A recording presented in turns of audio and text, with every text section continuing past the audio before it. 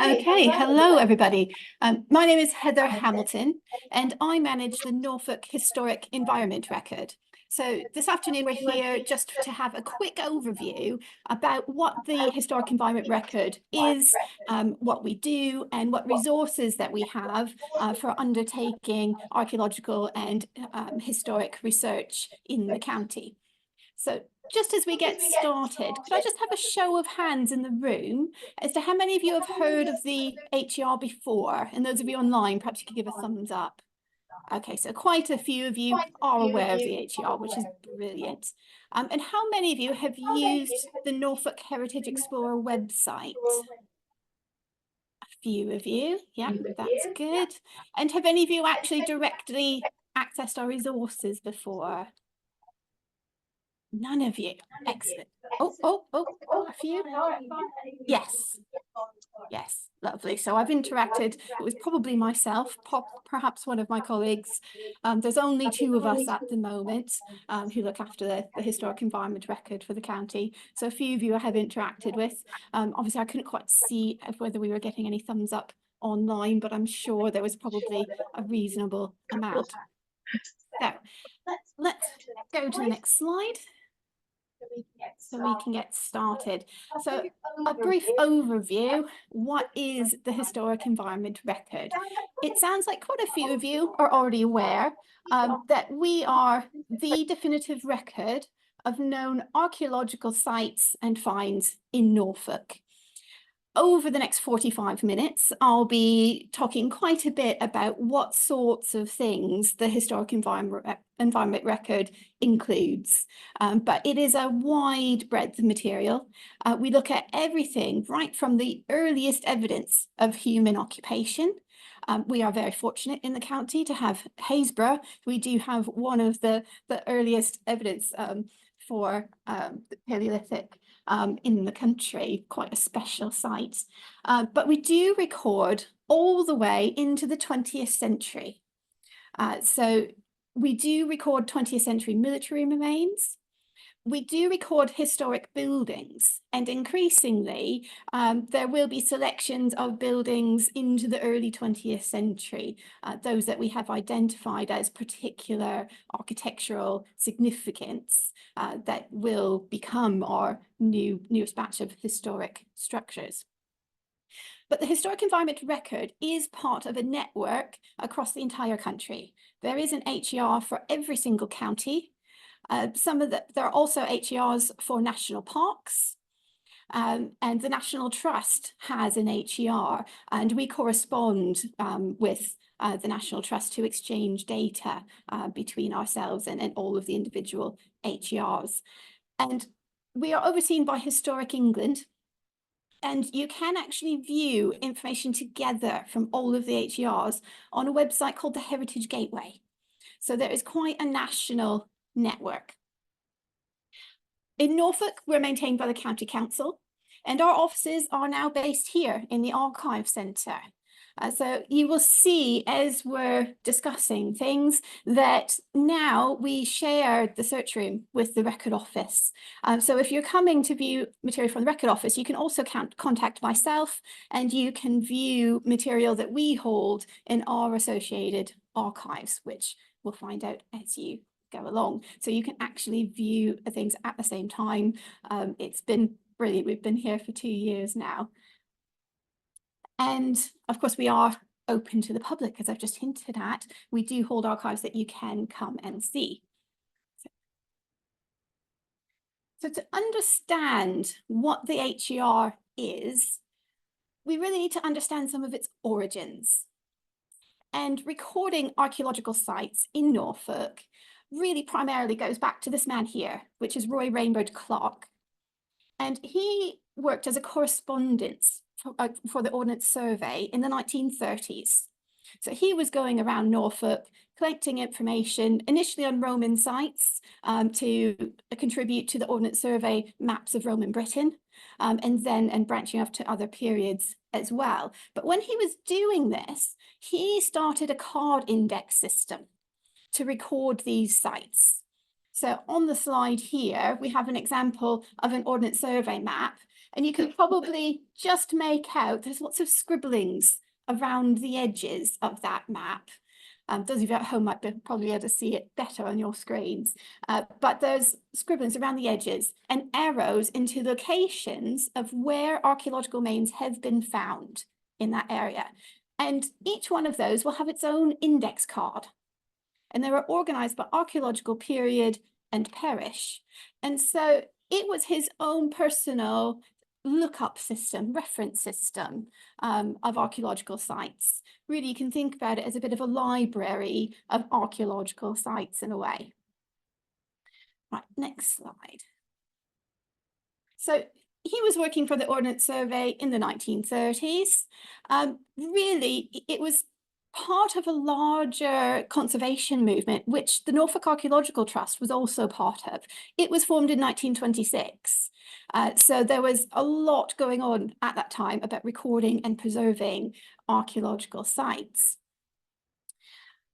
And as we know, over the next couple of decades, particularly in the post-war period, there was a lot of development taking place. There was also a lot of development in understanding of archaeological sites in particular. We were developing aerial photography following the war. There were great advancements. We were becoming aware of lots of earthwork sites. We were also becoming aware that they were being destroyed.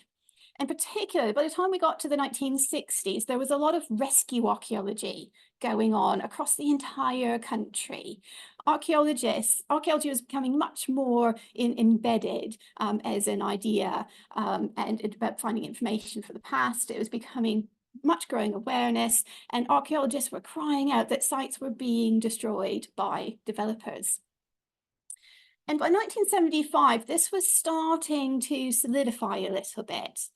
And we had already at that point been starting to record historic buildings. It was in the 1960s that most of the initial listed building surveys and assessments were being developed. So there's some national awareness. We'd had scheduled monuments for quite some time, but there were a lot of other sites being missed that were being destroyed. And it was decided that they really needed an evidence base to know about what sites were in existence. You know, where were these archaeological sites? We needed a reference as to where they were as a first port of call to then bring attention to their importance and get them recognized in the planning system. So the turning point was 1990. In 1990, there was Planning Policy Guidance 16 issued, and it made archaeology a consideration in the planning process. So that was a real turning point. HERs, I didn't realise I slightly skipped over. It was 1975 that all the HERs were starting to be formed. The Norfolk HER was amongst the earliest in the country to be formed. And it was based on the record card system that Roy Rainbird Clark created, because he had become the curator of the Norwich Castle Museum. And he brought his index card system with him.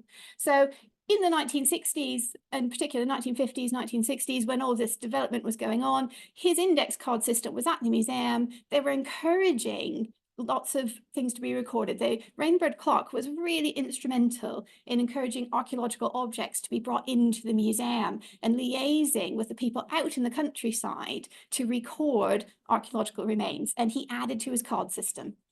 So in 1975, when the historic environment records were starting to be formed, it was his index system that formed the basis of it. His index cards were renumbered, and that information became the basis of the HER. Right, I got excited and ahead of myself because I knew we had lots to cover. So jump ahead to 1990. Now, archaeology is fully part of the planning system. And historic environment records, they've been around for a while now within counties as an information base, and they became the evidence base for everything that goes on within the planning system in regards to archaeology. So in Norfolk, we have a small team of archaeological planners who look at things that go through the planning system. They look at what information we have on the HER, and they decide if we need some investigation before any piece of land can be developed. They're looking at the impact to the archaeological sites and deciding whether any recording needs to be done in order to allow development to proceed. So that's really the context in which historic environment records exist. But of course, as they've grown, they've become much more than that. They're widely used by academics, by students, by local societies, anyone with an interest in researching archaeology and historic buildings. The resource is there, it's widely used. In terms of the record itself, it started off on index cards like our other slide. But by the year 2000s, everything was becoming digitized, and we had digital mapping for the first time. Because the historic environment record, you'll have seen from that map and the index cards, it's really geographically based. It's a geographic collection of information. And we became digital. And in 2007, we went online with the Norfolk Heritage Explorer. So many of you have seen that resource, making it much more widely available. We do receive contact from researchers all over the world, looking at researching Norfolk's past, and they are able to access the Norfolk Heritage Explorer.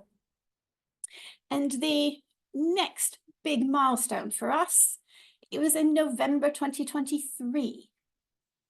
Because the Levelling Up and Regeneration Act came into being, it was approved. And in that act, it makes having a historic environment record a statutory obligation. So it is now fully embedded in the planning process that all relevant authorities must maintain a historic environment record to be used as the evidence base for that process. Right, next slide.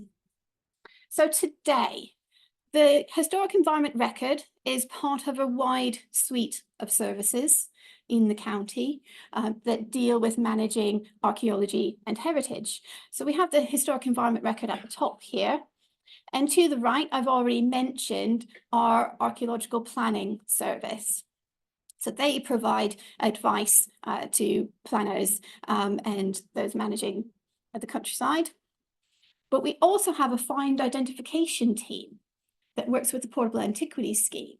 So they're there to record any stray objects that are found by metal detectorists, field walkers, anyone. If you happen to find an archaeological object, you can contact our finds team. They'll identify it for you, and that information is incorporated into the historic environment record.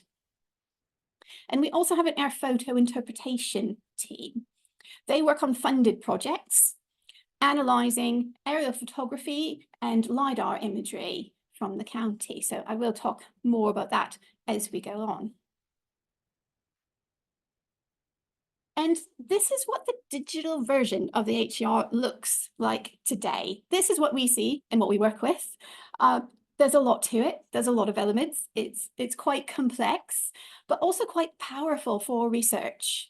We do spend a lot of time working with professionals, PhD students, people doing their dissertations, because we can do quite bespoke searches of the database to provide raw data for use in research.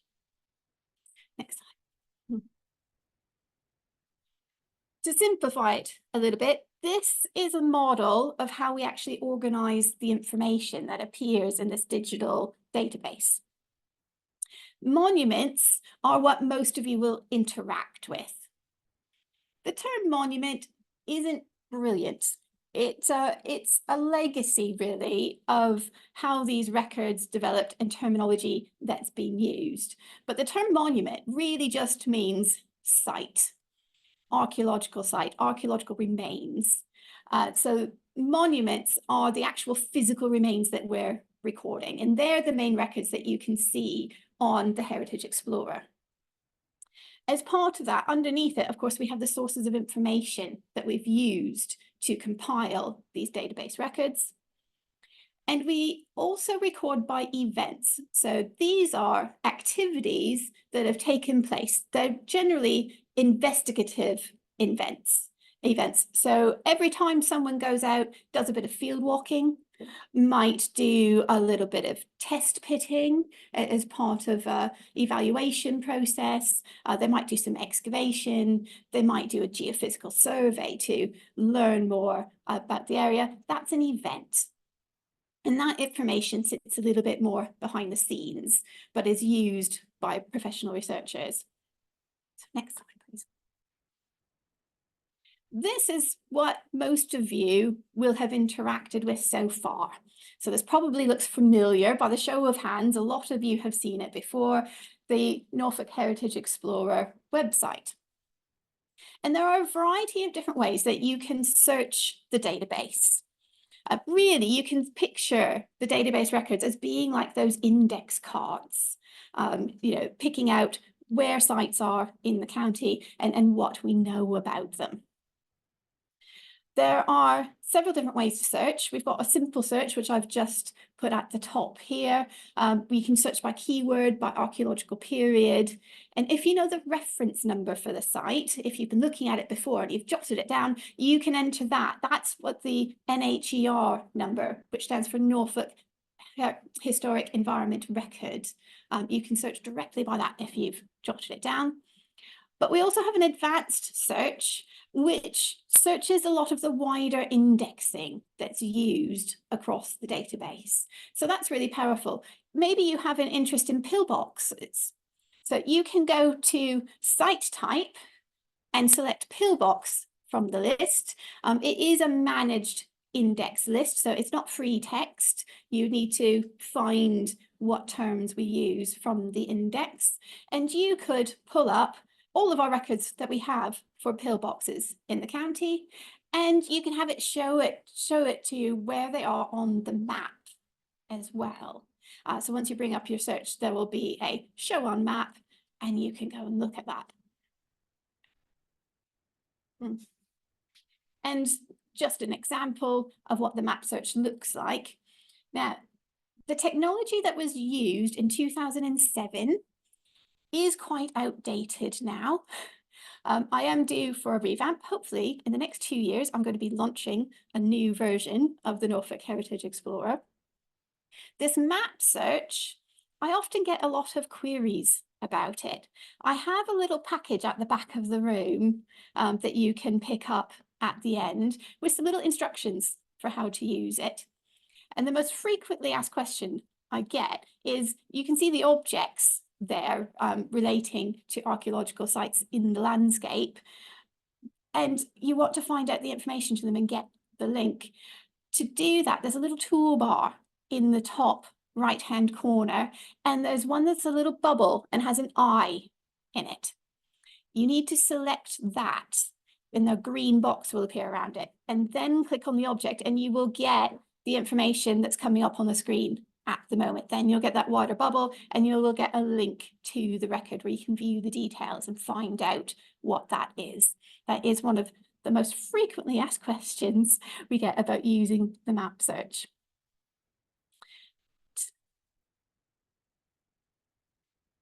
So very quickly, I thought it would be useful to actually go through some of the parts of the records and what you actually see. Because when you're looking at one of our database records, it's probably useful to picture in your mind a library index card, because that's really what they're intended for. They're intended to signpost to where there is more information about the sites and just show a brief summary about what we know about that area. So as an example, this is the record that you would see on the Heritage Explorer for Middleton Mount, which is currently managed by the Norfolk Archaeological Trust. And you can see right at the very top, you can show it on the map, which I'll look at in a minute. It's right on the top above the record details. Hopefully, all of you have found that. But the very first thing is the NHER number. So if you are looking at a record on the Heritage Explorer, you might have a question about it, jot down that reference number, because the quickest way for us to get to it and help your inquiry is to say, oh, I've been looking at NHER 3394. This is my question. This is what I'd like to look at. And that makes it really, really quick and easy for us to get to it. And also you would then be able to easily get back to it yourself if you do want to look at it again later. The other thing worth just pulling attention to, this isn't quite in the order that you'd see it. There is a lot of information on the record that you do have to keep scrolling down to see it all. Most of you who've used it have probably discovered this already. There's quite a lot of information compiled. The lists on the right are some of the other sections that you would come across. And the monument types, those are types of archaeological features or historic structures that will appear there. And those are examples of the index terms that are used to search within the database. So they're not necessarily completely comprehensive, because we're picking out the highlighted things, the most important things about that site that people might want to search by to look things up. So if you were searching in the advanced search, you could search for all Motte and Bailey castles, and you can see all the sites within the county that are indexed as Motte and Bailey castles, for example. Similarly, the finds, we've got types of objects and archaeological time periods against those objects. And so you can search individually for those as well. But those lists are index and searching terms that are used. Yes, next slide. The main bit of the records, as you might see them, you can see we have a full description and we have a list of sources for those records. Now, the descriptions are going to be organized by time and event. So there will be a separate entry for each time someone might have found an object and reported it, or someone might have gone out and just done a little visit of the site, made some observations about the nature of any earthworks or remains that are there. It might be that someone's done some desk-based research and has found out a little bit more about the site. And so each of those will be listed in chronological order, moving down that description. And it will be linked to the source of information that came from. So hopefully those of you that have explored the record before, you will see under each entry, so that there were some excavations in 1987. That's the second one down on the screen. And you can see at the end of it, we've got a couple of reference. We've got S3 and S17, and those refer to the numbered sources in the list at the end of the record. So S3 is a journal article that was written by Trevor Ashwin that appears in Norfolk Archaeology. So that's a publicly accessible journal. S17 is an unpublished contractor report. So S17, that is going to be a report that was probably done up within part of the planning system and isn't actually published anywhere. But that report is what we're the repository for. So anything that shows up in that source list as an unpublished document, that's likely something that either we hold in our archives, or we might be able to point you towards where it is. Yeah. So that's one of the big things to look at. Okay. So enough of that. And of course, that's just the map object, of course. Right, so I've waffled on about that for a little while. I sort of added that into my normal presentation because having done this a little while, I used to spend a lot more time just about the breadth of what we record, which is brilliant. But I felt like I get a lot of questions about the Heritage Explorer and about how the information is actually stored. So hopefully that helped a little bit in providing a little bit more guidance as to what you see. For those of you that haven't interacted with the HER yet, that might have been a bit preemptive. Let's actually look at now what breadth of things we record in the HER. I mentioned already that it's everything from the Paleolithic right up into the early 20th century, and even Cold War sites. But let's look at some categories. One that you probably would occur to you right away are nationally designated sites. So these are your scheduled monuments, which receive the highest level of protection, listed buildings, registered parks and gardens. There are also registered battle sites, but we don't happen to have any in Norfolk, and protected wrecks. And none of our wrecks are actually protected in Norfolk, but we don't actually have any. But that category is probably familiar with for you, and you can see wide breadth of things. We've got some archaeological earthworks at St. Benet's Abbey. We've got listed structures. I've got Sheringham Park down there. Milestones, a selection of our milestones are listed. And we have the RAF Coltishall blast walls, which are also listed and protected.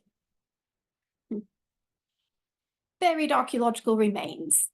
That's quite obvious from everything that I've said so far. That is really that was the first emphasis of the Historic Environment Record, but it does go right from the very earliest discoveries. So we have Sir Thomas Brown here. That's our earliest event in the record, is a discovery of some Saxon urns in the 18th century. So our events start right from the 18th century, and of course right up towards modern excavation. Historic buildings and landscapes.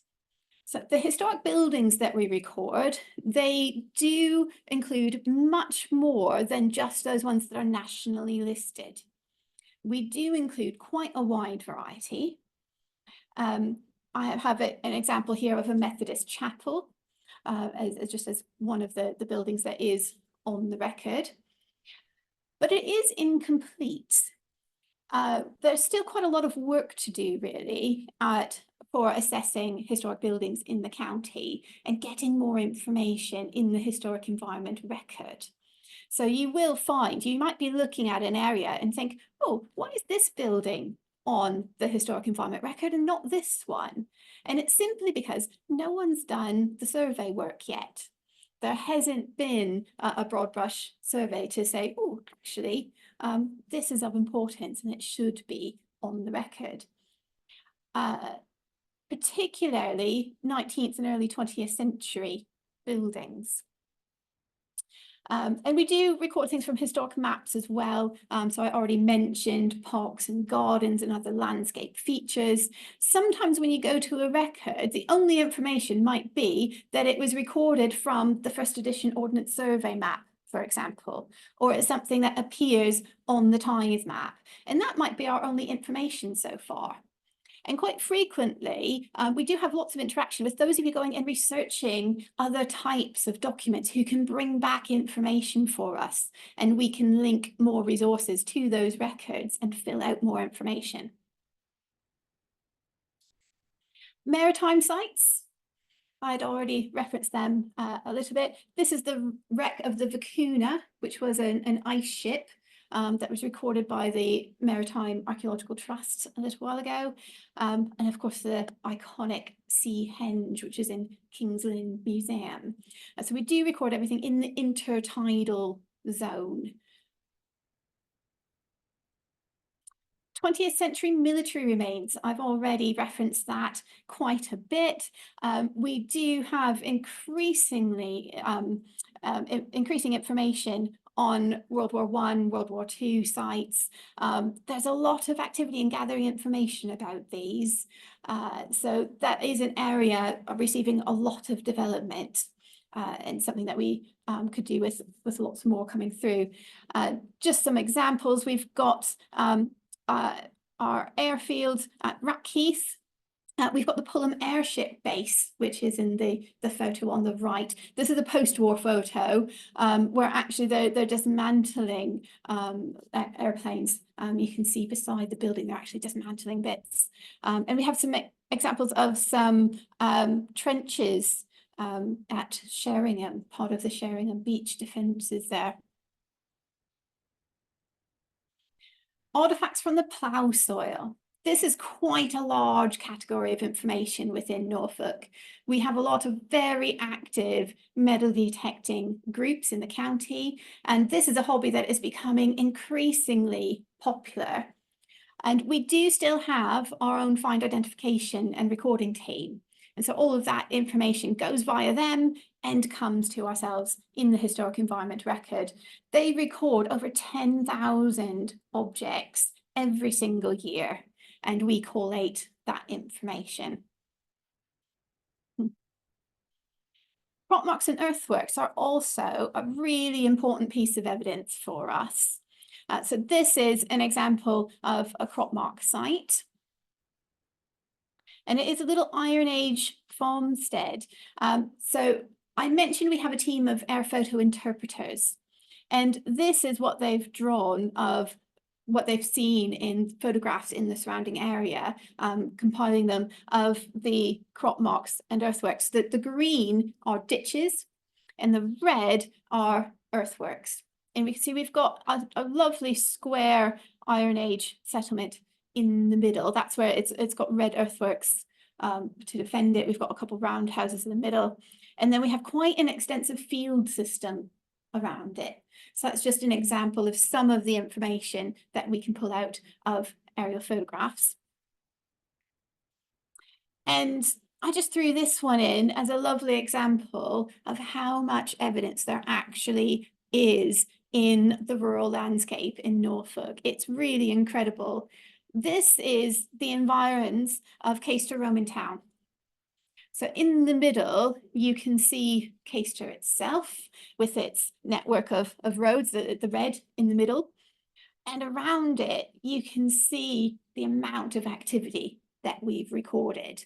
That will be representative of all sorts of different archaeological periods. So it will be prehistoric sites. There'll be some mixed in there. Obviously, a lot of Roman activity, Saxon activity in the area that surrounded Caister Roman town. And I've hinted already at where we get our information from. So one of the main sources is excavations and surveys. And the vast majority of archaeological work that's undertaken in the county is done through archaeologists working under the planning system. That is the context in which most archaeological excavation is undertaken. Obviously, there are still academic activities. We do have a really good number of active community groups who do undertake excavation in the county, so they do send information to us. And so those of us looking after the Historic Environment Record, we do keep our eye on all of the local academic journals. We keep in touch with all of the community groups doing work in the county. We also, where we can, get work to look at other historic documents and wider photographs as well. But you see, we do get information from a lot of you, people such as yourselves who have an interest, who might be going out doing your own research, sending some information to us. Lovely. And now the other big category, thing that I haven't talked about yet, is what sits under this database. So database is the core, really, it's an index system. But unusually, in Norfolk, we have 3 quite extensive archives that sit underneath it, 3 resources. The primary resource, actually could have the next slide. The primary resource is the HER archives, which I've already hinted at. The vast majority of the information in those archives are the unpublished reports that go through the planning system. Quite often these reports are original work that, if it's a really important site, might be published in a journal later on. It might be digested and put in a large monograph if it's a really big site. But those initial reports, we are the repository for those. So that's one of the resources that you can come in and look at, as well as information gathered by our find recording team. So a large number of finds, illustrations, photographs, object descriptions, they form all part of our archive. As well as some short unpublished reports done by other groups, such as the Norfolk Historic Buildings group. They quite often go and do surveys of historic structures, and so they send us in copies of their reports so that they can be more widely accessed and used. So there are quite a lot of small unpublished reports on surveys of historic buildings or archaeological surveys. It might be a little bit of field walking that was undertaken. In some instances, there's photos taken during those investigations, so we do hold a small number of those as well. But what we hold is all about the activities that are undertaken to investigate sites. We don't hold any objects. Those are held by the Museum Service. We hold the unpublished reports. The second resource that we have is a reference library. And this really grew up as a resource for the Historic Environment Service itself. It was a resource compiled from 1975 to the present. It will include the major county archaeological journals, as well as some copies of local publications. It does also include a lot of references used by archaeological professionals. You can see there's a book on Rome in Britain just featured there. So a lot of them will be about archaeological process, but it is quite a useful resource. Next one. And last, but very much not least, we do also house the Norfolk Air Photography Library. This is a particularly special collection. We have well over 90,000 images, and it includes a variety of both vertical and oblique images of the county. It is one of the most used resources. It is the thing that's most consulted here. This is just an example of one of our vertical collections in Norwich. We have almost complete coverage taken by the RAF in 1946 as part of the National Air Survey. We have complete coverage taken in 1988 that are some color images, and we do have some selected Ordnance Survey vertical images. The next slide. We do also have 40,000 images that were taken by photographer Derek Edwards when he worked for our Historic Environment Service between 1975 and the year 2000. And these are specifically focused on archaeological sites. So he went out every single year for 25 years in the summers, and he'd be flying, he would choose areas to fly over, and he'd be looking for crop marks and earthworks. So just an example, of course, I've got St. Bennett's there, we've got an excavation in process at Thetford, and we've got Grimes graves from the air there. And we do have a couple of special collections within the Air Photo Library. We have a small number of images taken by the Royal Flying Corps, dating from 1915 to 1917 is the dates of the photos that we have. And it's a mixture. You can see there is some ephemera that we wouldn't normally collect, but it was part of collections that we received together. But there are a lot of actual aerial images taken by the Royal Flying Corps. We do also hold images from the Norfolk and Norwich Aero Club. It was formed at the Mousehold Aerodrome in 1927. So it was around the time that aerophotography was still very pioneering, and we had quite an interested group that formed the club at the aerodrome. And it does include archaeological sites. We've got Horsford Motte and Bailey Castle there. And so these images all date from 1927 into the 1930s. Really, really unique early examples.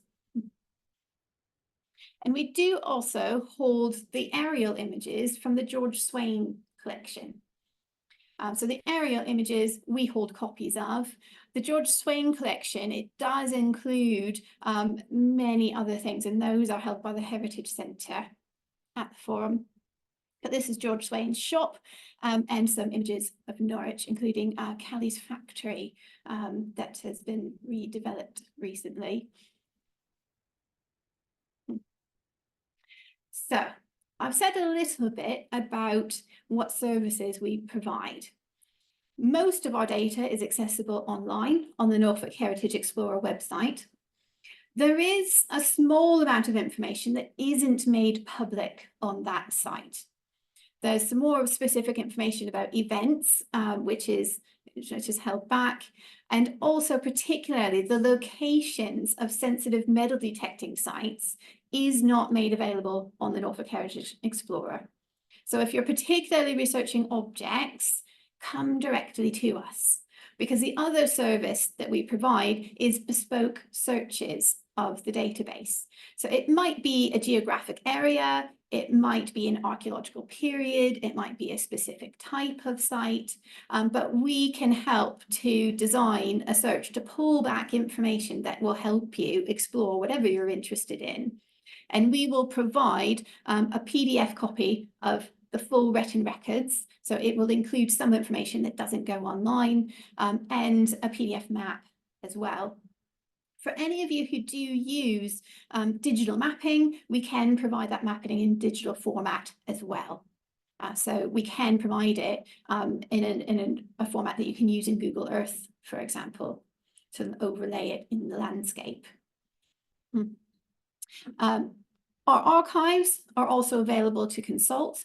Some of our material is available digitally, but some of it is only in physical form, such as the aerial photographs. So if you want to look at aerial photographs for an area, email us, set up an appointment for us to prepare those for you, and you can view them in the search room here. And I think that mostly repeats what I've just said. So I knew that I was going to be tight on time to get through that, but I've just about managed it. So this is us with our contact details. You can reach us at heritage@norfolk, heritage.gov.uk.